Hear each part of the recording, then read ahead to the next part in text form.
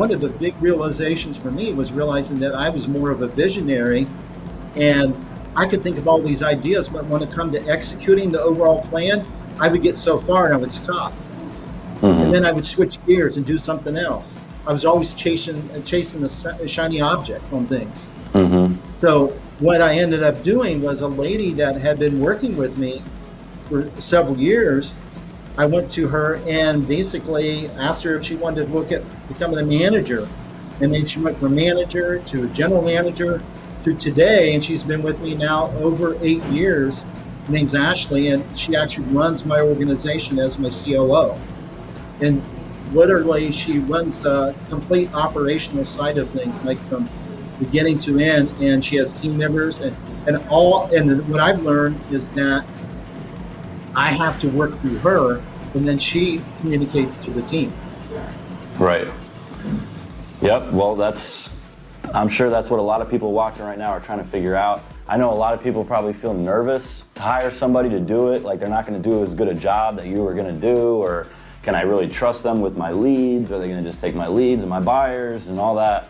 But that's just part of it. And then once you can come to terms with that, you can actually start building the team and start building a business and get out of that, deal chasing mentality. I like the way you put it. You're in the real estate game or you're in the, business game. And a lot of people are so focused on the deal, the comps, the offer, the rehab money, or whatever, and forget that the idea is to have freedom and grow a business.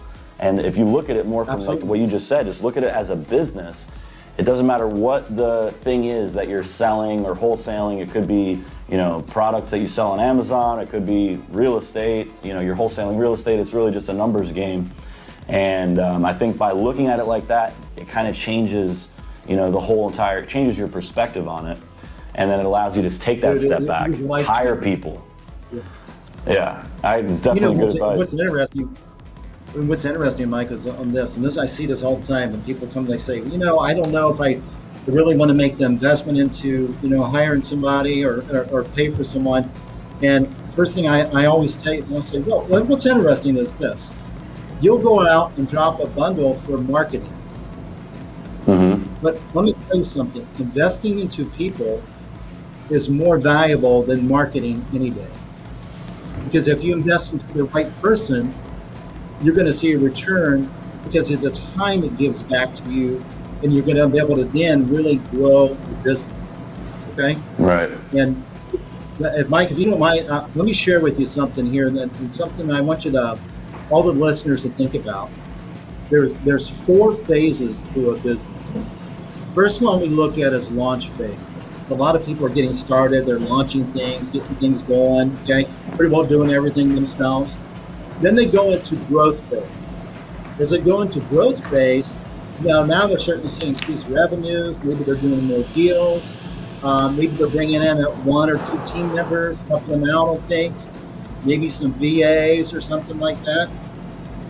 And then they look at it and say, okay, the next thing I'm going to do is I'm going to go to phase number 4. And I'm going to skip over phase number 3. I'm going to go right to phase number 4. And phase number 4 is scale. So they want to go right into scaling. But what happens is when they go into scaling and they skip over 3, which I'll tell you 3 in just a second here, when they jump over into 4 and they go to scale, right from growth to scale, what happens is a lot of times it creates all this chaos, and they're really scaling chaos, and it just comes all back on them again.